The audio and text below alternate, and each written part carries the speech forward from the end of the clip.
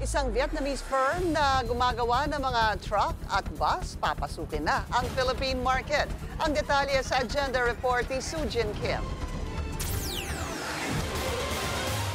Sinasamantala ng Vietnam ang push ng PBBM administration para i-modernize ang transport system. Sa gitna ng transport push ng pamahalaan, ang leading commercial vehicle manufacturer ng Vietnam na Taco Auto ay pinasok na ang bus at truck distribution sa bansa.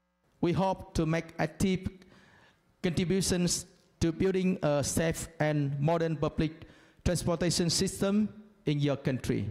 Mula 2026, inaasahang magsisimula ang delivery ng mga 8.5 meter hanggang 12 meter city at provincial buses, batay sa pangangailangan ng mga lokal na operator. Hindi na rin kailangang i-assemble locally ang mga unit salamat sa free trade agreement sa pagitan ng Pilipinas at Vietnam.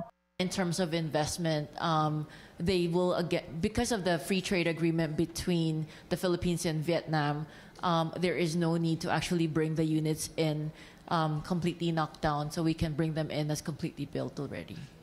Ngunit may babala ang industriya. Kahit may mga operator na interesadong lumipat sa electric buses o trucks, wala pa ring sapat na infrastructure para suportahan ito. Because without the infrastructure, I think it is quite difficult for the operators to shift to electric, even as much as they want to.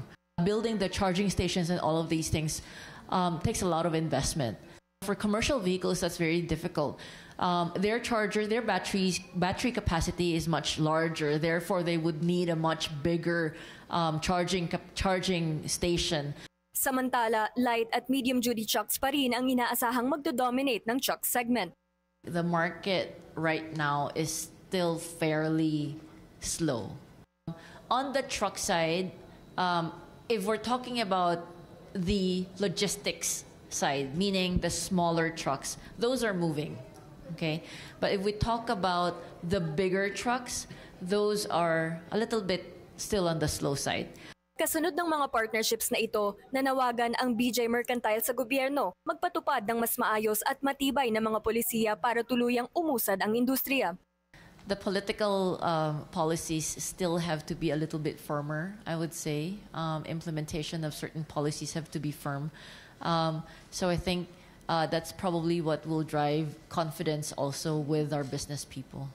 Pagtitiyak ng kumpanya, tuluyan ng nakakabangon ang bus sector mula sa pandemya at dumarami na ang refleeting program ng mga operator. Para sa Agenda, Sujin Kim, Billionaire News Channel.